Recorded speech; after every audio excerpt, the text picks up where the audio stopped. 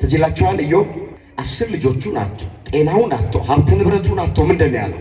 ከእናቴ ማህፀን ራቁቴን ወጥቻለሁ፣ ወደ መቃብርም ራቁቴን ገባለሁ። እግዚአብሔር ሰጠኝ፣ እግዚአብሔር ነሳኝ፣ የእግዚአብሔር ስም የተመሰገነ ይሁን።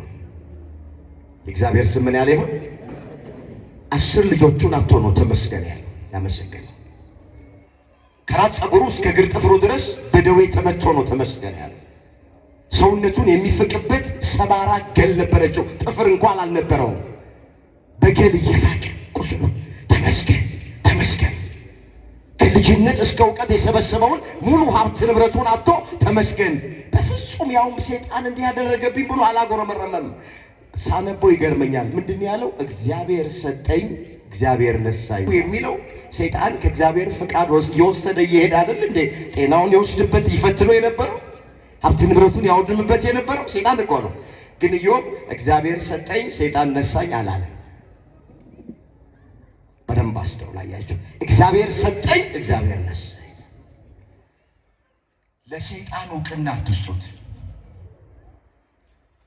ይኸውላችሁ ሰይጣን የልባችንን አያውቅም፣ ያፋችንን ነው የሚያውቅ። ስለዚህ ይኸውላችሁ ቀኑን ሙሉ ሰይጣን ሰይጣን እያልን ማስታወቂያ እንድንሰራለት ይፈልጋል። አሁን እሷ ቀኑን ሙሉ ሰይጣን እንዲያርጎብኝ፣ አይጥ ገንዛ ጣለችብኝ፣ ዶሮ እንደዚህ አርጎ ጣለብኝ፣ ሰይጣን ጤናዬን ወሰደ፣ ድሃ አደረገኝ፣ ትዳሬን በጠበጠ። ለሰይጣን እውቅና አትስጡት፣ ስሙንም አትጥሩት። ኢዮብ እግዚአብሔር ሰጠኝ ሰይጣን ነሳኝ አላለም። እግዚአብሔር ሰጠኝ እግዚአብሔር ነሳኝ። ቢጎልባችሁም ብታጡም ብትቸገሩም ሰይጣን እንዲያደረገ ሰይጣን አትበሉ፣ ተመስገን። እስኪ ተመስገን በሉ። ድገሙት እስኪ። 3 ትላልቅ መከራዎች በህይወቱ ገጠሙ። 10 ልጆቹን አጣ፣ ጤናውን አጣ፣ ሀብት ንብረቱን አጣ። አሁን ታሪኩን መተረክ ፈልጌ አይደለም፣ በሁሉ ግን ማመስገን እንደሚገባ። 10 ልጆቹን አጥቶ ጤናውን አጥቶ ሀብት ንብረቱን አጥቶ ምንድን ነው ያለው? ከእናቴ ማህፀን ራቁቴን ወጥቻለሁ፣ ወደ መቃብርም ራቁቴን ገባለሁ። እግዚአብሔር ሰጠኝ፣ እግዚአብሔር ነሳኝ፣ የእግዚአብሔር ስም የተመሰገነ ይሁን። አንድ እንጀራ የምትጋግር ሴት ስትፈልግ ትልቅ እንጀራ መጋገር ትችላለች። ደግሞ ከፈለገች እንጎቻ መጋገር ትችላለች። ወንጌልም እንደዚህ ነው። አማትም በስመ አብ ወወልድ ወመንፈስ ቅዱስ አሐዱ አምላክ አሜን። ከሩቅም ከቅርብም የተሰበሰባችሁ ሁላችሁ በእግዚአብሔር ሰላምታ እንደምን አመሻችሁ። አሜን። አምላካችን እግዚአብሔር ያለፈውን ጊዜ በሰላምና በጤና አስፈጽሞን በእድሜያችን ላይ ይህችን ቀን ተጨማሪ አድርጎልን ቃሉ በሚነገርበት ስፍራ ላይ የሰበሰበን የአባቶቻችን አምላክ የእኛም አምላክ እግዚአብሔር ስለማይነገር ስጦታው ቅዱስ ጳውሎስ እንደተናገረ ክብርና ምስጋና ይግባው። የእናታችን የእመቤታችን የቅድስት ድንግል ማርያም አማላጅነት አይለየን። እግዚአብሔር አምላካችን በመካከላችን ተገኝቶ የቃሉን ደጅ ለሁላችንም ከፍቶ የሚረባንንና የሚጠቅመንን ነገር እንዲያስተምረን የእሱ ቅዱስ ፈቃዶ ይሆንልን። እግዚአብሔር እንዲያስተምረን የእሱ ቅዱስ ፈቃዶ ይሆንልን። በሚኖረን ቀሪ ሰዓት የምንማማርበት የትምህርታችን ርዕስ አቤኔዘር የሚል ይሆናል።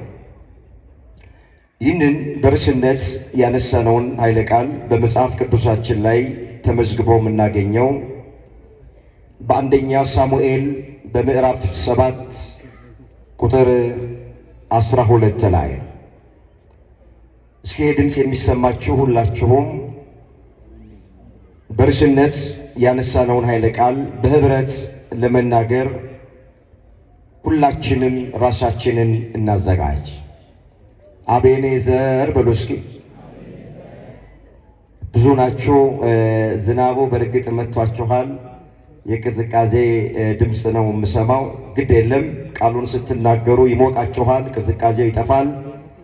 ድምፃችሁን እስኪ ወጣ አድርጉና በርዕስነት ያነሳነውን ኃይለ ቃል በህብረት እስኪ እንናገረው። አቤኔዘር በሉ እስኪ። እግዚአብሔር በዚህ ርዕስ ሁላችንን እንዲያስተምረን የእሱ ቅዱስ ፈቃዶ ይሆንልን። ቃሉን የምናገኘው በአንደኛ ሳሙኤል በምዕራፍ 7 ቁጥር 12 ላይ ነው። በዚህ ስፍራ ላይ ቃሉን የተናገረው ነቢዩ ሳሙኤል አቤኔዘር ማለት እስካሁን ድረስ እግዚአብሔር ረድቶናል ማለት ነው። እስኪ እስካሁን ድረስ እግዚአብሔር ረድቶናል። ማን ረድቶናል? እስኪ የረዳንን አምላክ ከፍ አድርጋችሁ አመስግኖት። ክብር ምስጋና ለስሙ ይሁንልህ። ድገሙ እስኪ፣ ሰይጣን ይፈር። በደንብ አመስግኖት። እስካሁን ድረስ የረዳን እግዚአብሔር ስሙ የተመሰገነ ይሆን። ነገር በሶስት ይጸናል። ለሶስተኛ ጊዜ የረዳን እግዚአብሔር የተመሰገነ ይሆን። አቤኔዘር ማለት እግዚአብሔር ረድቶናል ማለት ነው። አንድ ጊዜ ስለ እግዚአብሔር አጋዥነት፣ ረዳትነት ከማየቴ በፊት በርዕስነት ያነሳነው ኃይለ ቃል የተነገረበት ምክንያት ምን እንደሆነ በጣም ባጭሩ ወደ ኋላ መለስ ብዬ እጠቁማችኋለሁ። እንደዚህ ይላል በዚህ በአንደኛ ሳሙኤል በምዕራፍ 7 ቁጥር 3 ጀምሮ እንዲህ ተብሎ ተመዝግቧል። ሳሙኤልም የእስራኤልን ቤት ሁሉ በሙሉ ልባችሁ ወደ እግዚአብሔር ከተመለሳችሁ፣ እንግዶች አማልክትን አስታሮትን ከመካከላችሁ ካራቃችሁ፣ እግዚአብሔር በፍልስጤም ላይ ድል ያቀዳጀናል አላቸው ይላል። በዚህ ዘመን እስራኤል ከፍልስጤም ጋር ይዋጉ ነበር ይላል ታሪክ። ሁላችን እንደምናውቅ እስራኤል የእግዚአብሔር ሕዝብ ነው። በብሉይ ኪዳን በግዝረት ለእግዚአብሔር የተለየ ሕዝብ፣ በስሙ የተጠራ ሕዝብ፣ ቃል ኪዳን የተገባለት ሕዝብ ነው። ፍልስጤም ደግሞ እግዚአብሔርን የማይፈሩ ጣዖት የሚያመልኩ ሕዝቦች ናቸው በዚያ ዘመን የነበሩት። እነዚህ ሁለት ሕዝቦች ጦርነት ገጠሙ ይላል። ፍልስጤማውያን በእግዚአብሔር ሕዝብ እግዚአብሔር የበኩር ልጄ ብሎ በሚጠራቸው ሕዝብ ላይ ድል እያደረጉ በመጡ ሰዓት የእስራኤል ሕዝብ ወደ ነቢዩ ወደ ሳሙኤል ዘንድ መጡና እንዲህ ብለው አሉት። አንደኛ ሳሙኤል ምዕራፍ 7 ቁጥር 8 ጀምሮ እመለከታለሁ። የእስራኤልም ልጆች ሳሙኤልን ከፍልስጤማውያን እጅ ያድነን ዘንድ ወደ አምላካችን ወደ እግዚአብሔር ትጸልይ ዘንድ አትታክት አሉት። እግዚአብሔር በጠላቶቻችን ላይ ድል እንዲያቀዳጀን፣ እግዚአብሔር እንዲዋጋልን፣ እግዚአብሔር ሞገስ እንዲሆንን ስለኛ መጸለይ አትታክት፣ አትሰልች፣ አብዝተ ወደ እግዚአብሔር ጸልይልን አሉት። ወገኖቼ የቅዱሳን ጸሎት በእግዚአብሔር ፊት ኃይል አላት። ግዳጇን ትፈጽማለች። እኛ እንጸልያለን አላሉም እስራኤላውያን። በዘመኑ የነበረው ነቢይ ቅዱሱን ጻድቁን አካሄዱን ከእግዚአብሔር ጋር ያደረገውን ገና በቤተ መቅደስ ሳለ ሳሙኤል ሳሙኤል ብሎ እግዚአብሔር ድምፁን ያሰማውን ባሪያህ ይሰማልና ተናገር ያለውን የተወደደውን ነቢዩ ሳሙኤልን ጸልይልን አሉት። ከሕዝቡ ጸሎት ይልቅ የነቢዩ ጸሎት በእግዚአብሔር ፊት ኃይል አላት፣ ተቀባይነት አላት፣ ተሰሚነት አላት። ወደን አይደለም ተክለ ሃይማኖት ምንለው፣ ወደን አይደለም ገብረ መንፈስ ቅዱስ ምንለው፣ ወደን አይደለም የጻድቃኑን ስም እየጠራን ምንማጸነው። ጸሎታቸው በእግዚአብሔር ፊት ከኛ ይልቅ ተቀባይነት አላት፣ ሞገስ አላቸው፣ ጸጋ አላቸው። እንዳይሰፋብኝ ወደዛ አልገባም፣ ጸልይልን አሉት።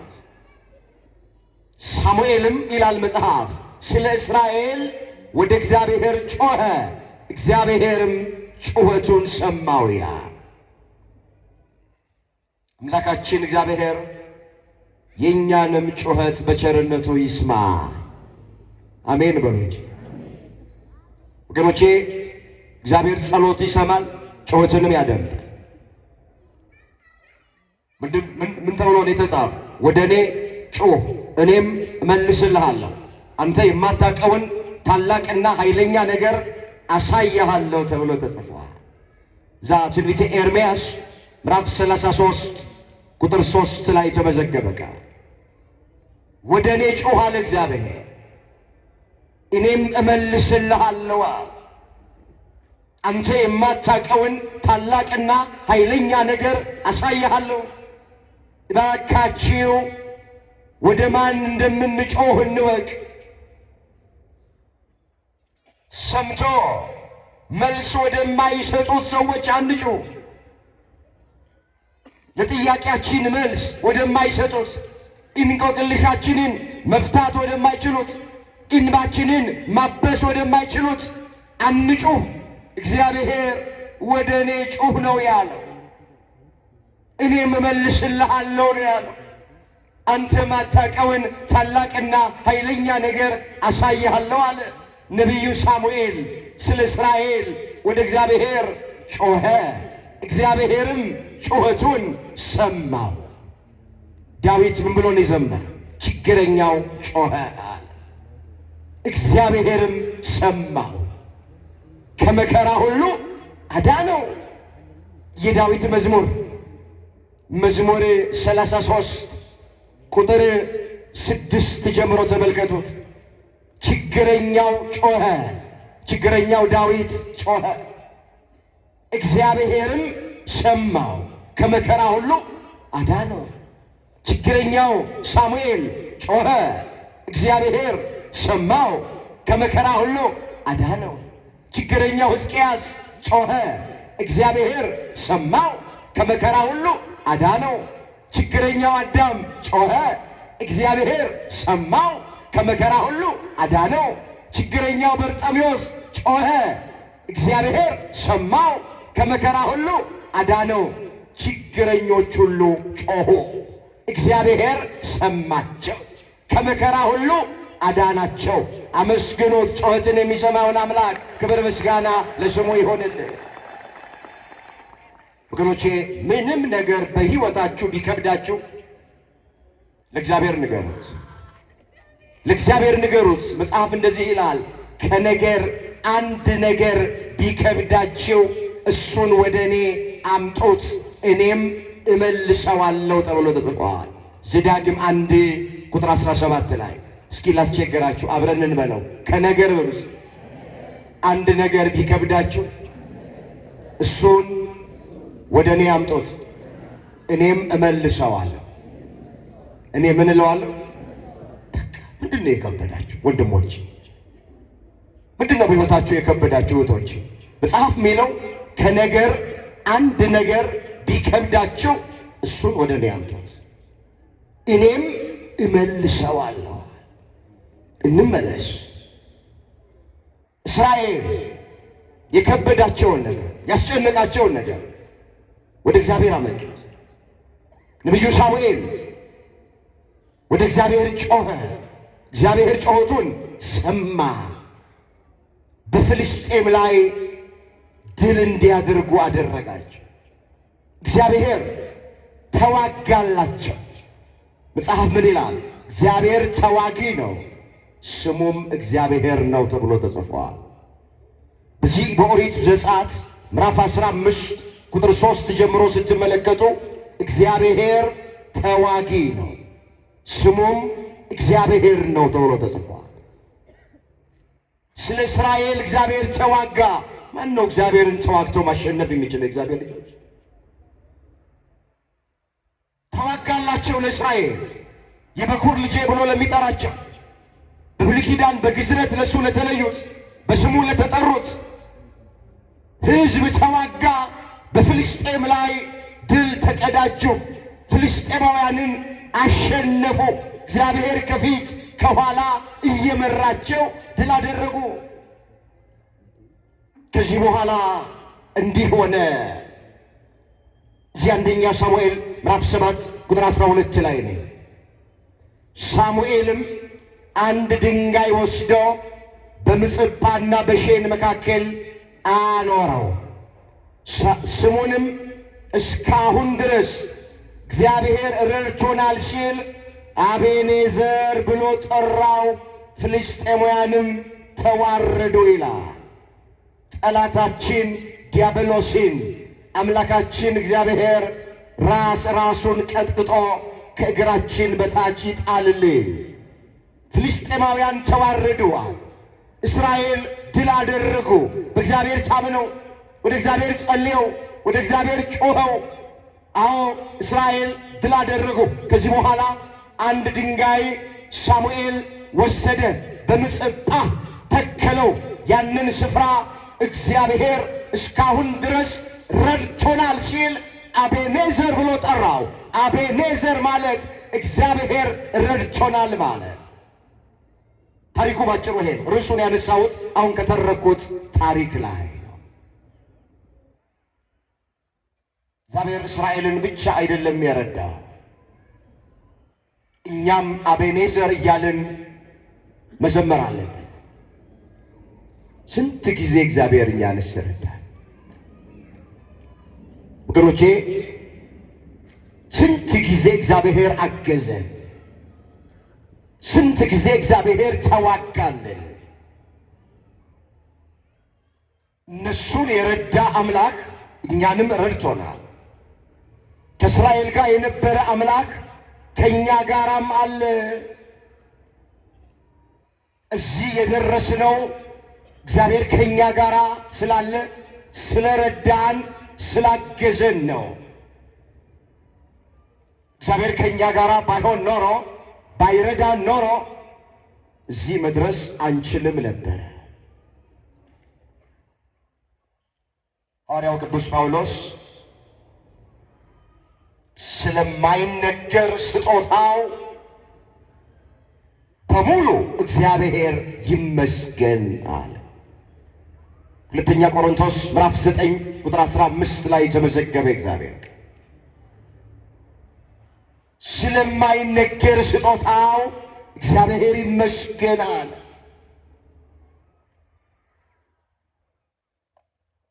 የሚያደርገውን ነገር ቢያጣ ስለተደረገለት ነገር ስለማይነገር ስጦታው እግዚአብሔር ይመስገናል። ወገኖቼ እኛም እግዚአብሔር ስላደረገልን ነገር ስለሰራልን ስራ ከማመስገን በቀር ለሱ የምንሰጠው ምንም ነገር የለም። ብሩ የሱ ነው፣ ወርቁ የሱ ነው፣ ዓለምና ሞላው የሱ ነው። ከምስጋና በቀር ለእግዚአብሔር ምንም የምንሰጠው ነገር የለም። እኛንም ብዙ ጊዜ ረድቶናል እንጂ እንደሚጠመድብን ወጥመድ፣ እንደተቆፈረው ጉድጓድ፣ እንደሚመከረው ምክር፣ እንደተበጠበጠብን መርዝ ቢሆን ኖሮ አናችንም እዚህ አንደርስ። ወገኖቼ እዚህ የደረስነው ጠላት ስለሌለብን አይደለም፣ እግዚአብሔር ስለረዳን ነው። አመስግኑት እስኪ። የረዳንን አምላክ ከፍ አድርጋችሁ አመስግኑ። ደግሜ ይናገራል። እዚህ የደረስነው ጠላት ስለሌለብን አይደለም። ንገሩኝ፣ ማን ስለረዳን? የረዳችሁ ግድ የለም። ማን ስለረዳን ነው?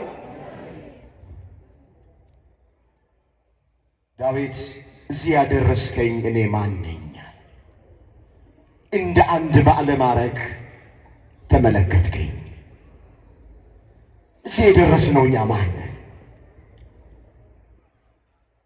ስንት ወንድሞቻችን፣ እህቶቻችን፣ እናቶቻችን፣ አባቶቻችን አልፈው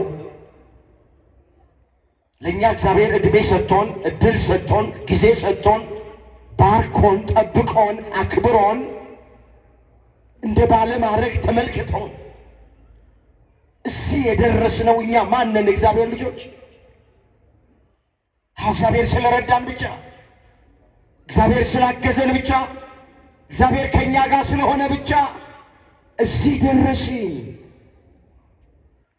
ዳዊት በመዝሙር 123 ቁጥር 1 ላይ እግዚአብሔር ከኛ ጋር እንደሆነ እንደሚረዳን፣ እንደሚያግዘን፣ እንደሚጠብቀን እንዲህ ብሎ ተናገረ።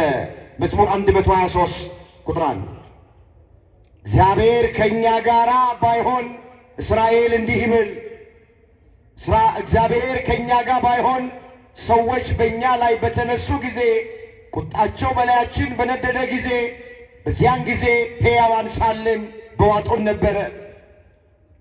በነፍሳችን ላይ ፈሳሽ ባለፈ ነበረ፣ የጎርፍ ውሃ በነፍሳችን ላይ ባለፈ ነበረ። ለጥርሳቸው ንክሻ ያላደረገን እግዚአብሔር ይመስገን። ነፍሳችን እንደ ወፍ ከአዳኝ ወጥመድ አመለጠች። ወጥመድ ተሰበረ፣ እኛም አመለጥን። ረድኤታችን ሰማይና ምድርን በሠራ በእግዚአብሔር ስም ነው። ብዙ ወጥመድ ነበረ በየፌርማታው። አንዱን ስንሻገር ሌላ ወጥመድ፣ አንዱን ስንሻገር ሌላ ወጥመድ። ብዙ የተቆፈረ ጉድጓድ ነበረ። እግዚአብሔር ጠላት በቆፈረው ጉድጓድ ራሱ እየገባ እኛን ደግሞ ወገኖቼ ምክሩን እያጠፋ ወጥመዱን እየበጣጠሰ ጉድጓዱን እየደፈነ ጠብቆን ረድቶን ተንከባክቦን ይሄው እዚህ አደረሰን። እኛም እንደ ነቢዩ እንደ ሳሙኤል እንደ ሕዝበ እስራኤል አቤኔዘር እንለዋለን። አመስግኖት። እስካሁን እግዚአብሔር ረድቶናል፣ አግዞናል። ስለዚህ ዛሬ ለዚህ ለ3 ቀን ለተዘጋጀው አብይ ጉባኤ ስለ ወንጌል ሁሉን አድርጋለሁ በሚል መሪ ቃል ለተዘጋጀው የመጀመሪያ ቀን የዚሁ የካቴድራሉ የሰንበት ትምህርት ቤት ተማሪዎች የምስጋና መርሃ ግብር ነው ያዘጋጁት። የረዳንን እግዚአብሔር ለማመስገን፣ ያገዘንን እግዚአብሔር ለማመስገን፣ እዚህ ያደረሰንን እግዚአብሔር፣ ዕድሜ የጨመረልንን፣ ጤና የሰጠንን እግዚአብሔር፣ ከክፉ ነገር የጠበቀንን እግዚአብሔር፣ የዕለት ጉርስ የዓመት ልብስ የሚሰጠንን እግዚአብሔር፣ ሀገራችንን የሚጠብቀውን ቤተ ክርስቲያናችንን የሚጠብቀው እግዚአብሔርን ለማመስገን፣ ሱባኤውን በሰላም ላስፈጸመን ለእግዚአብሔር ምስጋና ለማቅረብ አቤኔዘር ለማለት እስካሁን እግዚአብሔር ረድቶናል ለማለት የተዘጋጀ የመጀመሪያ ቀን መርሃ ግብር ነው። ስለዚህ እግዚአብሔርን እናመሰግነዋል። ወገኖቼ ምስጋና ሲሞላልን ብቻ አይደለም፣ ሲጎድልብንም እግዚአብሔርን እናመሰግነዋል። ስናገኝ ብቻ አይደለም፣ ስናጣም እናመሰግነዋል። በደስታ ጊዜ ብቻ አይደለም፣ በሐዘናችንም ጊዜ እናመሰግናለን። አሁን አንዳንድ ሰዎች ምንድነው አሁን እልልታ፣ ምንድነው ምስጋና? በዚህ ዘመን የሚሰማ ሁሉ ክፉ ነገር ነው። ቢሆን መጸለይ ነው እንጂ ምንድነው የሚጮሁት? ለምን ምስጋና አያስፈልግም የሚሉ ሰዎች አሉ። መጽሐፍ እንደዛ አይልም። እዚህ በማቴዎስ ወንጌል አንድ ቃል ተናግሬ ትምህርቴን ልጠቅልል። ምዕራፍ 26 ቁጥር 30 ላይ ስታነቡ እንደዚህ ይላል፣ መዝሙር ከዘመሩ በኋላ ወደ ደብረ ዘይት ወጡ ይላል። እስኪ ቃሉን አብረን እንበለው። መዝሙር በሉ እስኪ። ከዘመሩ በኋላ ወደ ደብረ ዘይት ወጡ።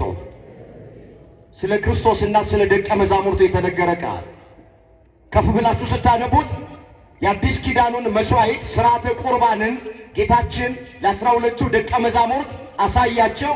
ህብስቱን ባርኮ ሰጣቸው፣ ጽዋውን ባርኮ ሰጣቸው። ነገ የሚቆረሰው ሥጋዬ ይሄ ነው፣ ነገ የሚፈሰው ደሜ ይሄ ነው አለና ልክ እሱን ከጨረሱ በኋላ መዝሙር ዘመሩ ይላል። ከፊቱ መከራ አስቀምጦ ኢየሱስ ክርስቶስ ከደቀ መዛሙርቱ ጋር ይዘምራል።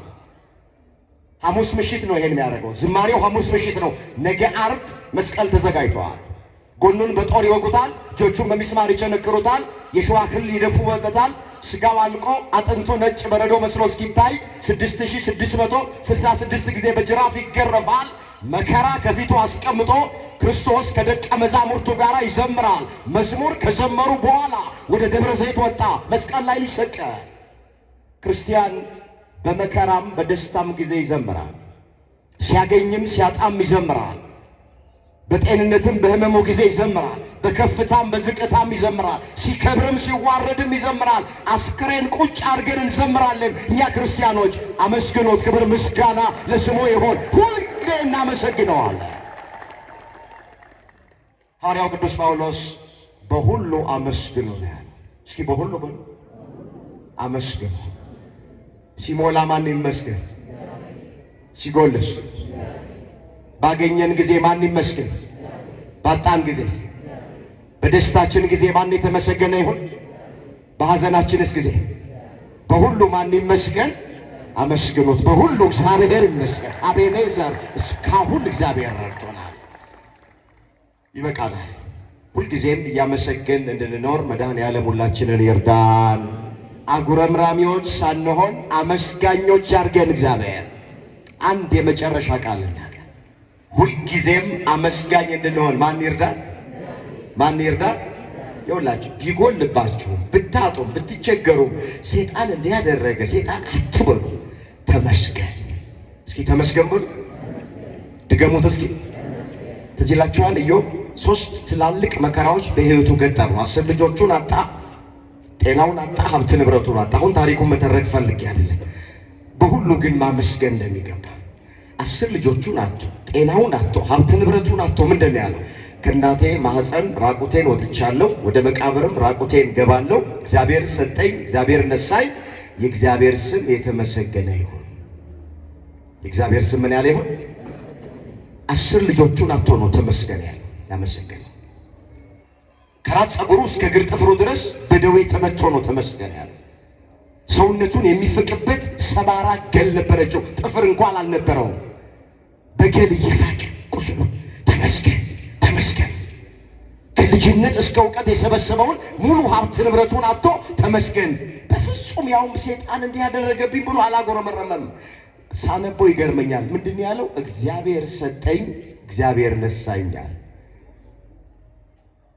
ለኢዮብ ሀብቱን የነሳው ጤናውን የነሳው ማን ነው? መጽሐፍ የሚለው ማን ነው? ኢዮብ የተናገረውን ሳይሆን መጽሐፉ የሚለው ሰይጣን ከእግዚአብሔር ፍቃድ የወሰደ እየሄደ አይደል እንዴ ጤናውን የወስድበት ይፈትነው የነበረው ሀብት ንብረቱን ያወድምበት የነበረው ሰይጣን እኮ ነው። ግን ኢዮብ እግዚአብሔር ሰጠኝ ሰይጣን ነሳኝ አላለ። በደንብ አስተውላያችሁ። እግዚአብሔር ሰጠኝ እግዚአብሔር ነሳኝ። ለሰይጣን እውቅና አትስጡት። ይኸውላችሁ ሰይጣን የልባችንን አያውቅ፣ ያፋችንን ነው የሚያውቅ። ስለዚህ ይኸውላችሁ ቀኑን ሙሉ ሰይጣን ሰይጣን እያለን ማስታወቂያ እንድንሰራለት ይፈልጋል። አሁን እሷ ቀኑን ሙሉ ሰይጣን እንዲያርጎብኝ፣ አይጥ ገንዛ ጣለችብኝ፣ ዶሮ እንደዚህ አርጎ ጣለብኝ፣ ሰይጣን ጤናዬን ወሰደ፣ ድሃ አደረገኝ፣ ትዳሬን በጠበጠ። ለሰይጣን እውቅና አትስጡት፣ ስሙንም አትጥሩት። ኢዮብ እግዚአብሔር ሰጠኝ ሰይጣን ነሳኝ አላለም። እግዚአብሔር ሰጠኝ እግዚአብሔር ነሳ። መልሶ ሊሰጠኝ ይችላል አለ። ታሪኩ እንደምናውቅ እግዚአብሔር ጤናውን መልሶ ሰጠው፣ ሀብት ንብረቱን መልሶ ሰጠው፣ ልጆቹን መልሶ ሰጠው። ስለዚህ ክርስቲያን በሁሉም አመስጋኝ ነው። በሁሉ አመስጋኝ እንድንሆን መድኃኔዓለም ይርዳን። አቤኔዘር ያስተማረን የመከረን የገሰጸን የአባቶቻችን አምላክ እግዚአብሔር ስሙ የተመሰገነ ይሁን። ድንግል ማርያም ጣዕሟን በአንደበታችን ፍቅሯን በልባችን ትሳል። ለአባ ሕርያቆስ ለበላይ ስም ለቅዱስ ኤፍሬም ለአባ ጊዮርጊስ ለቅዱስ ያሬድ የተለመነች ድንግል ማርያም ወላዲት አምላክ ለሁላችንም ትለመነን። ለበዓሏ ለበዓለ ዕርገቷ ሁላችንን በሰላም አምላካችን እግዚአብሔር ያድርሰን። የሁላችንን መጨረሻ እግዚአብሔር ያስ